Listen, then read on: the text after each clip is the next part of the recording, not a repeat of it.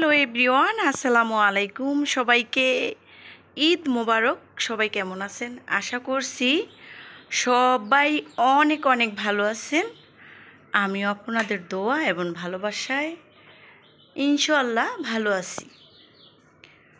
অনেক দিন পরে কিন্তু আপনাদের মাঝে জাস্ট সবাই আমাকে দোয়া করবেন। সবাইকে ঈদ মোবারক আমার পক্ষ থেকে। সবাই ভালো আছেন, যে যেখানে আছেন সবাই অনেক অনেক ভালো আছেন।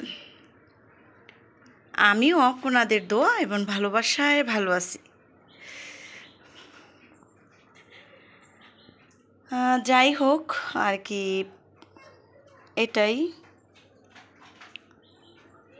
ফুলগুলা কিন্তু অনেক সুন্দর, তাই না? গোলাপ।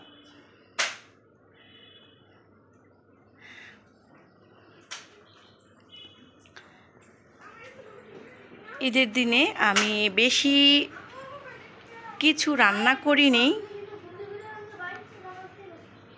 দেন বেশি কিছু বলতে সেভাবে ওরকম কিছু আমি রান্না বান্না করিনি।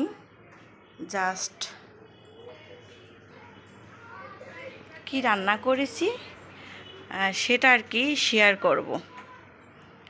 কি রান্না করেছি এই যে দেখাচ্ছি। আমি একটু এই যে সেমাই পাক করেছি। সেমাইটা কিন্তু অনেক বেশি মজা হয়েছিল। আমি একটু খেয়ে দেখেছি। জি বলো। এই যে দেখেন, অনেক বেশি মজা হয়েছে। আমার ছেলে আসছে মসজিদ থেকে, মানে ঈদের নামাজ পড়ে তারপরে আসছে। আমার ছেলেরে আমি টাকা দিয়েছিলাম, ও আর কি কিছু কিনবে, সেজন্য ও কি করছে, মানে বুদ্ধি খাটিয়ে এই যে আপনার কি 7 আপ নিয়ে আসছে। ও ছোট মানুষ যা পেরেছে, বোনের জন্য বাদাম আনছে, গজা নিয়ে এসেছে। আমাদের আর কি এখানে কালচারে বাদাম গজা অনেক বেশি পছন্দ করে, তাই তো সেজন্য আর কি নিয়ে এসেছে আমার ছেলে। যাই হোক, আমার বাবাটার জন্য সবাই অনেক বেশি দোয়া করবেন।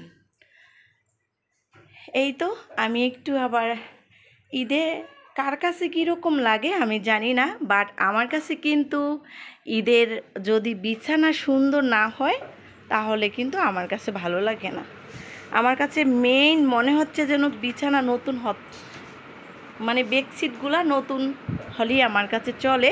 আমার নিজের ঈদের কাপড় চোপড় না হলেও সমস্যা নেই, কিন্তু আমার বিছানাগুলো বেডশিটগুলো নিউ হয়। এই তো